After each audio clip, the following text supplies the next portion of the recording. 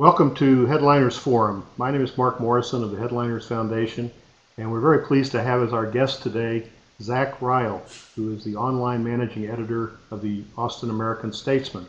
The Statesman recently was selected as the winner of the breaking news coverage category by both the Associated Press and the Headliners Foundation for its 2010 coverage of the fast-breaking story in Austin of the IRS offices that were the target of of an airplane pilot who flew his plane in there.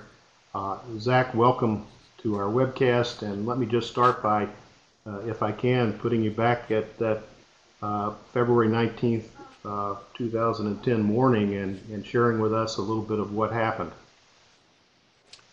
Glad to, Mark, and it's good to be with you. That morning, we had begun our 10 a.m.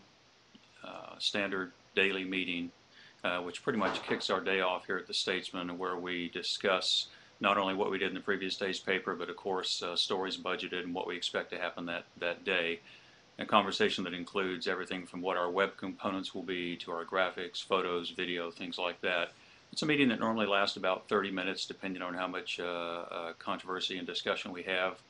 And as I recall, we were not but a few minutes into that meeting when Robert Quigley, who is our full-time social media editor, stuck his head into the meeting room and said, I've got a tip on Twitter that there's been a plane crash. And I don't recall whether we knew at the time it was an IRS building. I think not, simply that we thought we had a plane that had crashed into the building. As we all know, or most of us know, many of us know from listening to scanners and such things all the time, there's a lot of false alarm calls out there. People see planes and helicopters flying low and they just call 911 and say something's on its way down. In this case, of course, it turned out to be true, and it turned out to be not quite the beginning, and I'll come back to that, but the very public part of the beginning of the story of Joe Stack III, gentleman who was very, very disgruntled with the IRS.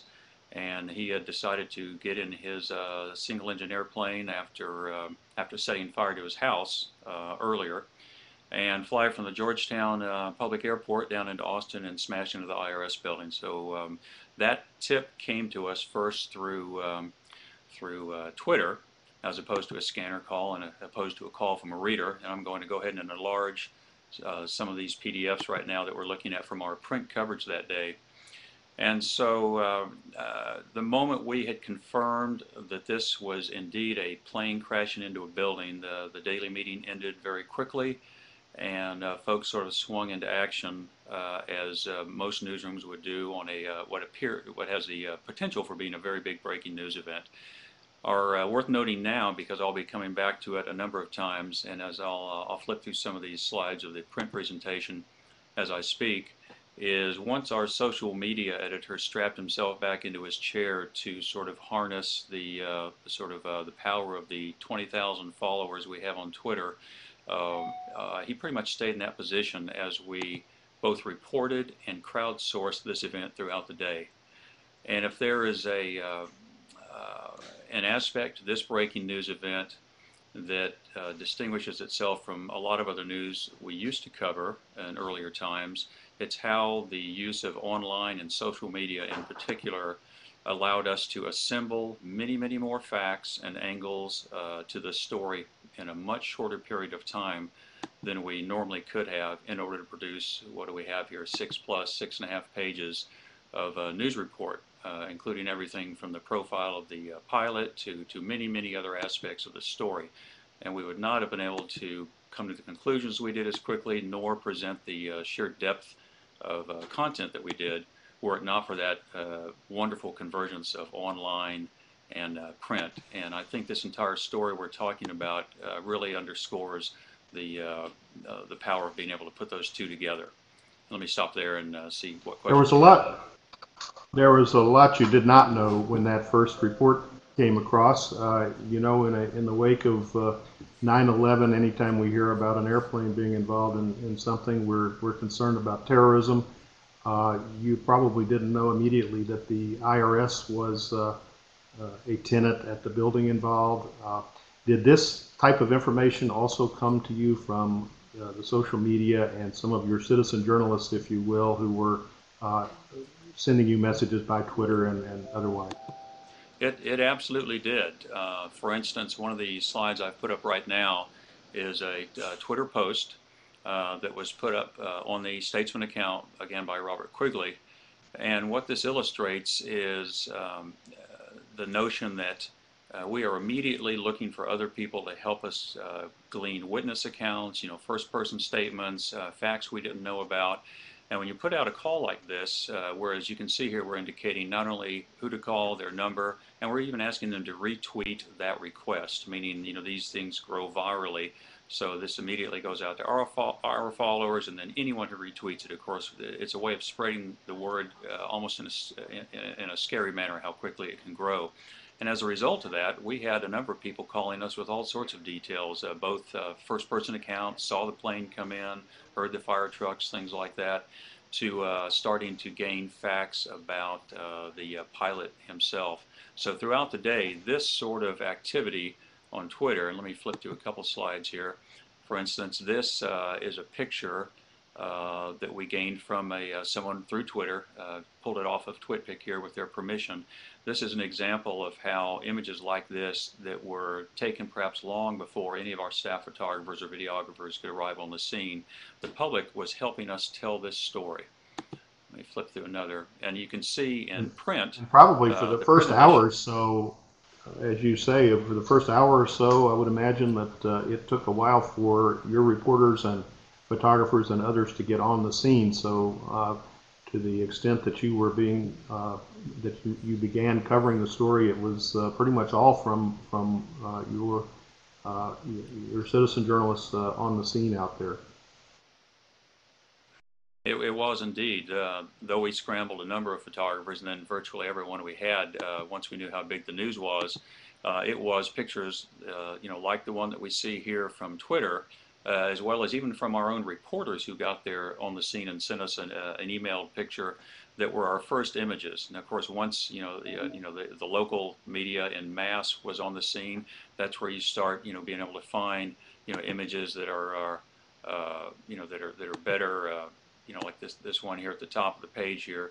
Those are obviously longer lens pictures shot by staff photographers. But yes, for hours after this event unfolded, and certainly for the first hour and a half, this was very much a community-fed news event, with us having to be very, very careful, of course, about putting in situations like this reports from the public out there as fact. Yeah. In situations like this, of course, is what editors worry about, is that a lot of misinformation can come in from eyewitnesses and others who think they have the correct information, but they're not professional journalists. How did you go about sorting out what was accurate and what was ready to go as far as putting up on your site? And what are some of the areas where you had to use a lot of caution and wait out the official sources? Well, certainly in terms of facts that you lay out for people, like is someone dead? How many are dead? What's the person's background? None of that would we ever take from citizen journalism without substantiation. We make it very clear, as I would hope most news sites would, that reports from the public we welcome, we encourage, we need, but we don't consider them points of fact until they are corroborated some other way. And every kind of news situation will vary there. So we use them as much as leads to some of the things the public told us became questions we put to officials, hoping for an official response. And then others you can couch in such a way that you're saying this is from the public.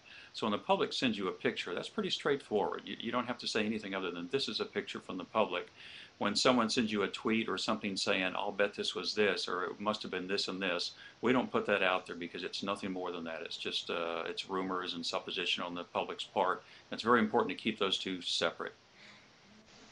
Did you have any problem at all with having to retract information that went out? I certainly remember when the shooting on the University of Texas campus some months ago, and of course much earlier the shooting spree at Fort Hood. There were a number of erroneous reports in the media in general that flowed out of these fast-moving situations on the ground. What experience did you have along those lines?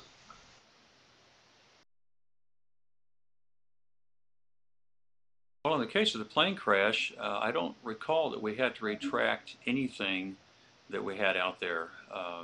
When we do, there's various forms of that source that can cause the retraction.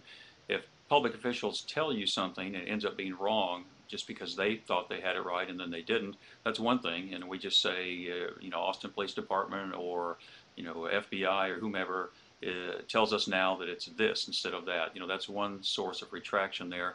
But I think we've managed our social media accounts here well enough that in fact, I can't think of an instance where we put something out as news that we got from the public that we had to retract. That's not to say it hasn't happened, but it'd be tough for me to name an instance like that now, just because we don't want to take citizen journalism any further than it needs to be at the time in terms of veracity. But one of the keys, it sounds like, to achieving accuracy is to really have a good handle on who your network of people, who they are, and how do you go about screening them and knowing that information? Well, in terms of Twitter, we don't really screen our audience, and that's sort of the beauty and the beast behind the entire phenomenon. It's out there for everyone, and even though we may recognize some names of people who follow us, who are frequent commenters or contributors or engage us in conversation on Twitter, we don't really have a core set of social users who we put any more faith in than others to the extent that we would say whatever they send us, we're going to assume it's true. So the network on any given day or event is as big or small as the people that join in. This one particular slide I've got up right in front of me now is worth mentioning because, and this is fascinating, and this is where it really helps to have the public working with you. Joe Stack had his manifesto on his website. It was basically his rant against the IRS and the world, and we pulled that down. We basically, grabbed a snapshot of it. We took it off the internet when we saw it, and it was a reader that actually alerted us to it. And once we took it down, we had the contents of it. But of course, we want to take it further than that because all that is a web page. We wanted to get the source code of that web page and track that back and make sure it came back to a site actually registered to somebody named Joe Stack, or something we could actually say was Joe Stack and not Mark Morrison making up something and putting it out there as Joe Stack. But before we could do that, the source code was taken down. The whole page was gone. So what this is it's a shout out to our readers saying, did anyone copy the source code on that page before it was taken down? And sure enough, several readers responded and gave it to us. Now that's concrete, something you can take to the bank, and that's what allowed us in the time span we had to say this was his work from his page. And that's truly citizen journalism and crowdsourcing working for you.